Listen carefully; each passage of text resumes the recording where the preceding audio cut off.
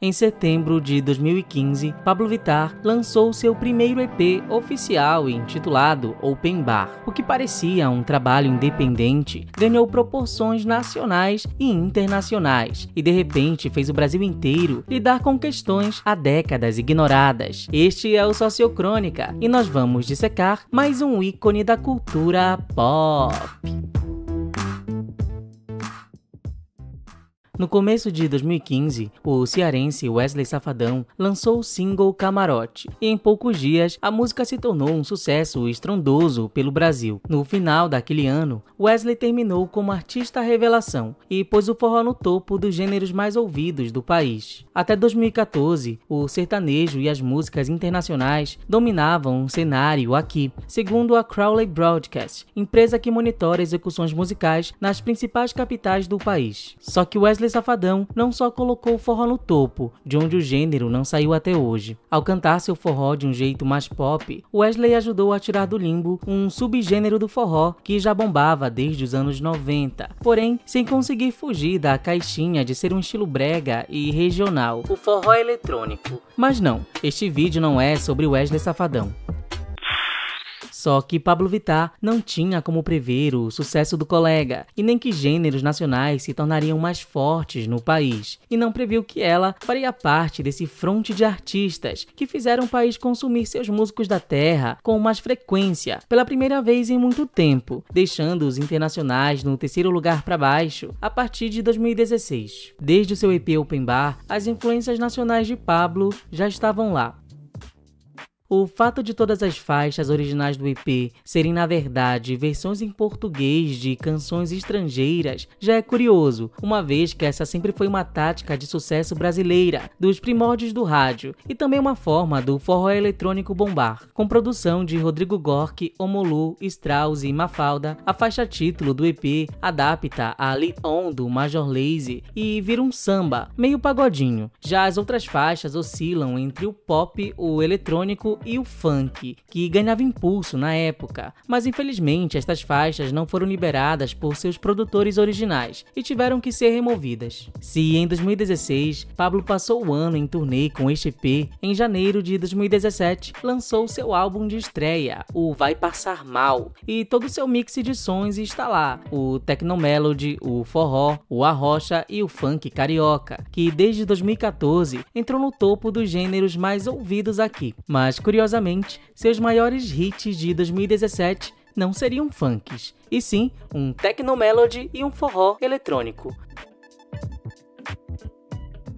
Lançado no início do ano, K.O. teve dificuldades de entrar nas rádios, por motivos óbvios, mas sua fama na internet provou quanto a nova geração era capaz de fazer as coisas furarem a bolha virtual. Com o vídeo da canção, por exemplo, Pablo se tornou a primeira drag queen a ter o clipe mais visto do YouTube no mundo inteiro. O combo perfeito se daria no final de 2017, com o lançamento de Corpo Sensual, um techno melody chamado pelos críticos de um arrocha eletrônico sensual. Com as faixas, Pablo entrou nas paradas mais importantes do país, e com seu feat Sua Cara com Anitta, ela foi a primeira artista, em tempos de streaming, a colocar 3 músicas no top 5 do Spotify. E embora números impressionem, o impacto cultural é outra questão, e o feito de Pablo não poderia ser mais icônico e representativo da própria. Afinal, o forró surgiu no Nordeste e o techno melody no Norte, e Pablo morou nas duas regiões, de onde absorveu suas maiores referências. Eu amo meu país, disse ela ao site Remescla em 2017. Sempre tentarei levar minha cultura a todos os cantos do mundo. Quero que todos conheçam a cultura em que cresci e pela qual me apaixonei, porque não basta amar outras culturas e agir por conta própria, acrescentou na época. E de fato Pablo foi fiel a isto em toda a sua carreira até agora. Seu segundo trabalho, Não Para Não, de 2018, continuou a abordar estes gêneros, num pop ultra brasileiro, nunca se esquecendo do tecnobrega e do forró, e o disco se tornou outro sucesso. Mas se o forró se firmou bem como um dos gêneros mais ouvidos no Brasil nesse período, com a ascensão de outros nomes no gênero, o mesmo não se pode falar do tecnobrega. Oi, se você chegou até aqui e gosta do nosso trabalho, a gente quer convidar vocês a conhecerem o Apoia-se, que é a nossa campanha de financiamento coletivo. A partir de R$5 você já pode ajudar o canal, e todo o valor arrecadado por lá é revertido para a manutenção do Sociocrônica. Muito obrigado pela atenção, pensa aí com carinho, agora vamos continuar o vídeo. Semelhante às origens do forró eletrônico, o tecnobrega surgiu em meados dos anos 2000, como uma forma de unir o brega do Pará ao eletrônico que virava moda, mas diferente do forró, o tecnobrega ainda não escapou totalmente do rótulo arbitrário de ser um gênero regional. Gabi Amarantos, uma das responsáveis pelo surgimento e difusão do tecnobrega, chegou a pôr o estilo em foco ao virar destaque com sua banda Tecno Show e principalmente após seu hit It's My Love ganhar o país em 2012, com a ajuda de uma novela global. No mesmo período, a banda UO de Goiás também causava no cenário com o mesmo som e com um apelo mais jovem e LGBT+, com suas letras divertidas. Tanto a banda UO quanto Gabi Amarantos chegaram a ser bem notados pela crítica, e Gabi inclusive chamou atenção lá fora, sendo indicada ao Grammy Latino e se apresentando no Festival de Cannes em 2013. Ou seja, o estilo estava lá, firmando seu caminho ao topo, mas numa era pré-streaming e redes sociais. Pablo Vittar então surge no momento perfeito. Não à toa, Matheus Carrilho, um dos membros da banda UO, é seu feat em Corpo Sensual, de 2017.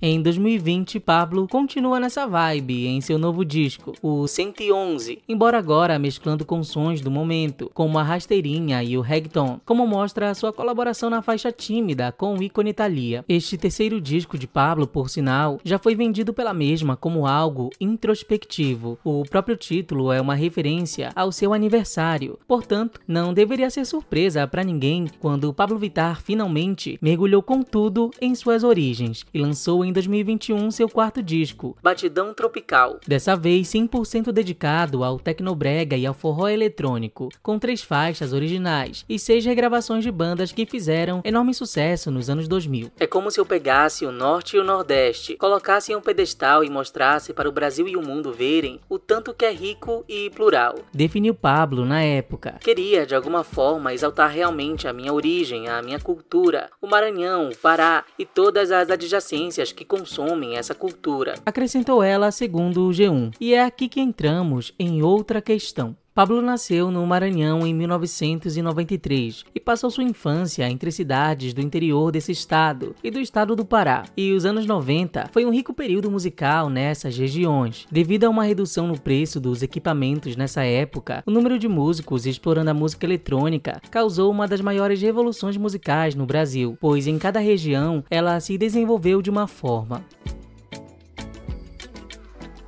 No Sudeste, a música eletrônica se uniu ao funk e no Norte ao brega. Já no Nordeste se juntou ao forró, gênero tradicional da região e, portanto, nada conectado aos jovens. Mas tudo mudou com o empresário cearense Emanuel Gurgel. No início dos anos 90, Gurgel investiu nesse novo estilo e fundou a banda Mastruz com Leite, que deu muito certo e inspirou outras bandas como a Magníficos e a Limão com Mel, Calcinha Preta e Aviões do Forró, por exemplo. Esse novo forró, apelidado de forró eletrônico, porém, sofreu igual preconceito para furar sua bolha territorial. Conseguiu furar graças ao grande público que conquistou e chegou a programas de TV como o de Raul Gil, mas com pesadas críticas e implicância dos outros gêneros que já dominavam o Sudeste. Com o avanço da pirataria no final da década, esse boom sofreu um baque, mas ao mesmo tempo se adaptou. A Mastruz com Leite chegou a lançar 4 discos no mesmo ano para não perder a atenção do público.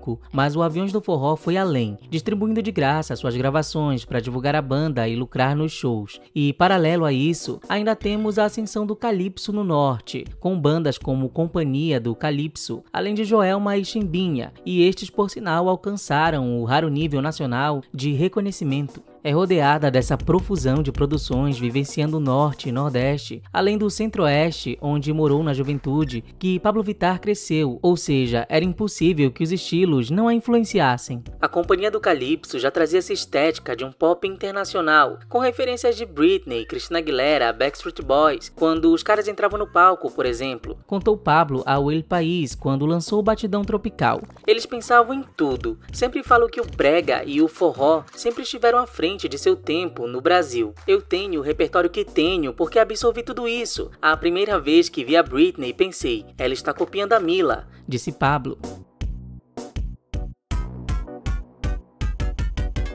Com apenas 23 minutos, o álbum traz regravações das bandas paraenses Companhia do Calypso, Ravelli e Batidão, e das nordestinas Cacicó e Brega.com. No fim, Batidão Tropical foi eleito um dos 50 melhores álbuns nacionais de 2021 pela Associação Paulista de Críticos de Arte. E além disso, Batidão foi a maior estreia de um álbum brasileiro no streaming em 2021 e ainda figura como um dos álbuns mais ouvidos do mundo. E suas inspirações não deixaram de notar o esforço de Pablo e sua equipe nesse resgate. Eu amei a transformação que ela fez na canção, escreveu Elisa Mel, vocalista da Brega.com, em seu Instagram. Porém, o que me deixou extremamente encantada e feliz foi que ela preservou a essência da música original. Pablo gravou um brega, o colocando em destaque no cenário mundial da música, onde o brega sempre deveria estar, acrescentou Mel. E para completar, ainda em 2021, Pablo fez parte do álbum de remixes de Lady Gaga. E adivinha que gênero a brasileira colocou na faixa Fun Tonight? O forró eletrônico. Não que precisemos de validação estrangeira, mas ouvir um estilo musical tão brasileiro e eletrônico justo num disco de alguém que, curiosamente, trouxe a música eletrônica para o mainstream de novo, não deixa de ser um evento único. Vejam o nosso vídeo sobre o impacto de Lady Gaga.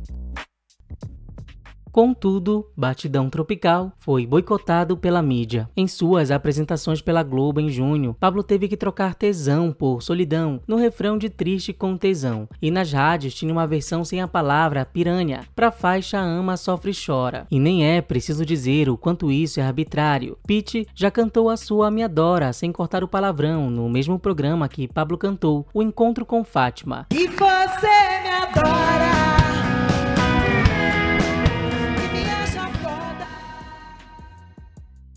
Não que isso seja novidade. Rádios se recusam a tocar Pablo e até o YouTube já boicotou a artista. Pablo censurou a palavra bandida de seu feat com Poca, quando Zé Felipe nem precisou. Porém, Batidão Tropical também dividiu o público, quase literalmente.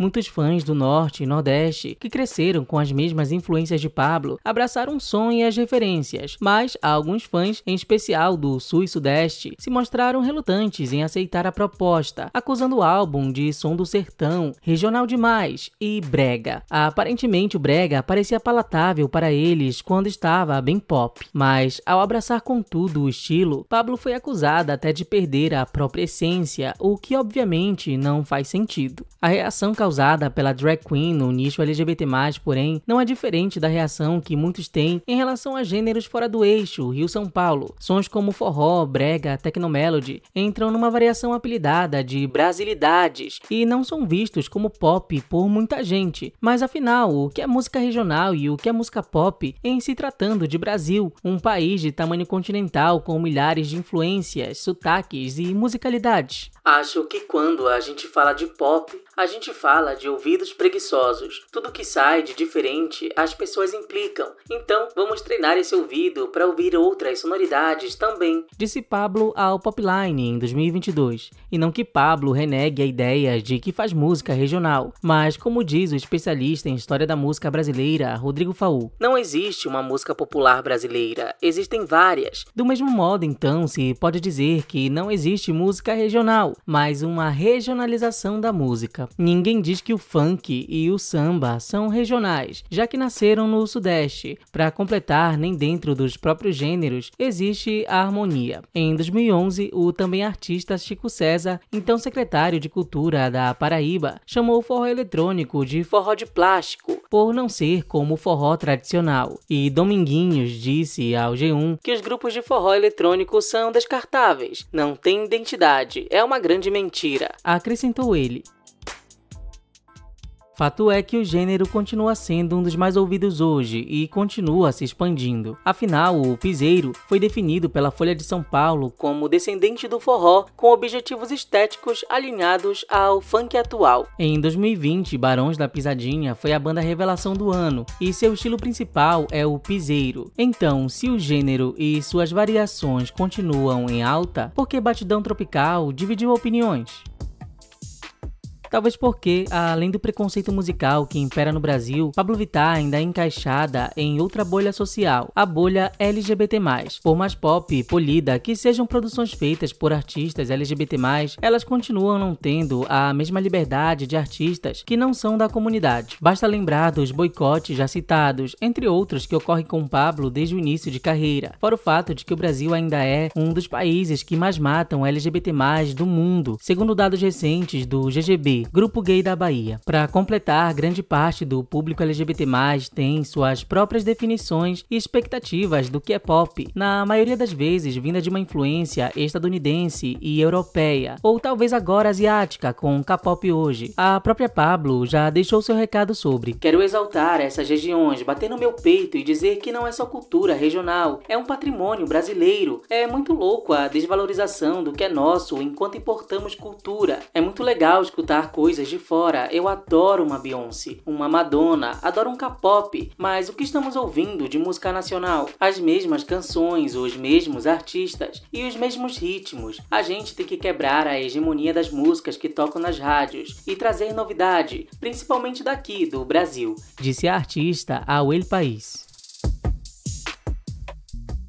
Mas cada vez mais o brega e o technomelody se mostram influentes em trabalhos como os da banda Luísa e os Alquimistas, na ativa desde 2014. A própria Gabi Amarantos lançou um álbum super pop e brega em 2021, o Por Aqui. E em dezembro de 2022, ela ainda relançou um álbum de sua antiga banda, a Tecno Show. E daí jaz a importância dupla de Pablo Vittar no cenário. Ela traz um gênero outrora heteronormativo para uma perspectiva LGBT+, não que o brega já não tivessem elementos de um pop queer com suas divas sensualizando, com homens bonitos em roupas sexys, mas ter uma figura LGBT+, de alcance global, que não tem medo de abraçar suas raízes, na era do digital, tem um valor imagético e simbólico maior do que muitos podem mensurar. A gente que é gay e do interior sabe da infância babado, e essas músicas me ajudaram a passar por isso, falou Pablo em coletiva sobre o batidão tropical, segundo o site Pure Break. Ou seja, a presença de Pablo cutuca desde o preconceito regional e sexual até questões internas dentro de nichos mais fechados e suas noções de cultura, sociedade e música pop. Passado mais de um ano de lançado, as resenhas de hoje de Batidão Tropical são bem diferentes na internet e ele ganhou status até de injustiçado, outra prova de que hate às vezes só é moda. Não que Pablo e sua equipe tenham se deixado afetar. Com seu novo trabalho, o Noitada, de fevereiro de 2023, Pablo abraçou o funk e o eletrônico, mas o brega ainda está lá, como nas faixas Culpa do Cupido e Cadeado.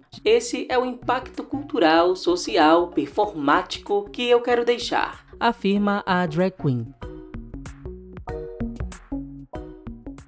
Enquanto isso, Pablo Vittar tem causado outras revoluções no país. Há 7 ou 8 anos atrás, não havia muitas discussões na grande mídia sobre os conceitos de drag queen, pessoas trans, gênero fluido. Não que muitos hoje já saibam, mas o impacto de Pablo não é muito diferente do de outra drag queen mundial, RuPaul. No início dos anos 90, RuPaul colocou uma música sua na Billboard Hot 100, principal parada dos Estados Unidos. Foi o suficiente para colocar uma drag queen negra no topo, que depois ganharia seu próprio talk show e mais tarde criaria um dos mais importantes reality shows da história, o RuPaul's Drag Race. O programa de RuPaul colocou no mapa para sempre o então ramo marginalizado das drag queens e também trouxe para a grande mídia pautas sobre gênero, arte e performance. Pablo é fruto da influência de RuPaul's Drag Race e sua presença abriu portas iguais aqui, pelo menos tentativas de discussões sobre a diferença entre drag queen e pessoas trans, por exemplo. E já temos outras drag queens no ramo da música, como Glória Groove, Lia Clark e Arethusa Love, esta por sinal nascida em Goiás e que também traz o eletrobrega no seu trabalho. Pablo também já foi eleita ícone por plataformas importantes como The New York Times, Vogue, The Guardian e até a Forbes. Em 2019, a revista Time incluiu Pablo em sua lista dos líderes da próxima geração.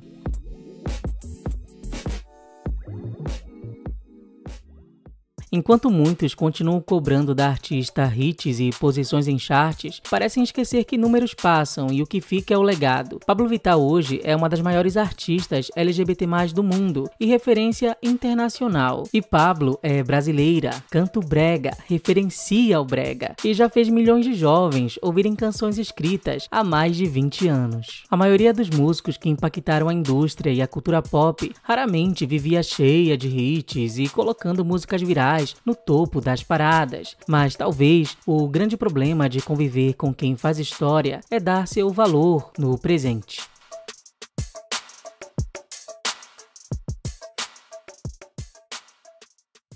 Oi, sócios! Se você gostou deste vídeo, se você chegou até aqui, por favor, curta e compartilhe bastante, pois este vídeo deu um trabalhinho. Para vocês terem noção, era para ele ter sido concluído no final do ano passado, a gente realmente só acabou ele agora, o que eu acho até que foi um momento bem melhor, mais propício, não só pelo mês do orgulho, mas pelo que tem acontecido no mundo pop brasileiro.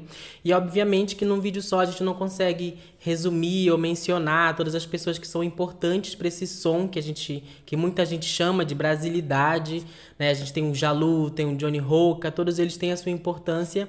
E se vocês quiserem um vídeo só sobre isso, comentem aí embaixo, que a gente morre de vontade de fazer. Não só porque a gente é do norte, então a gente cresceu com esse som, a gente também cresceu com essas referências e tem muita vontade de falar delas, porque a gente não vê muito esse conteúdo por aqui. Então, se vocês apoiam essa ideia, comentem aí embaixo. E esse vídeo faz parte da nossa proposta de estar sempre comentando sobre ícones do pop da atualidade, né? Pra gente não estar toda hora só olhando pro passado, mas também aprender a analisar o presente. Então assista o nosso vídeo sobre a Lady Gaga. A gente também tem um vídeo sobre a Anitta, porque ele complementa bastante esse aqui também. Ele é um dos nossos primeiros vídeos lá. Então vou lá conferir e fica a dica. Lembrando que se você quiser contribuir com o canal, a gente tem o nosso Pix, temos também o Apoia-se que foi mencionado logo no comecinho desse vídeo e tem o botão Valeu, que caso você queira ajudar nesse vídeo em específico. Muito obrigado pela companhia de você que chegou até aqui com a gente nesse momento e até o próximo conteúdo, sócios. Tchau!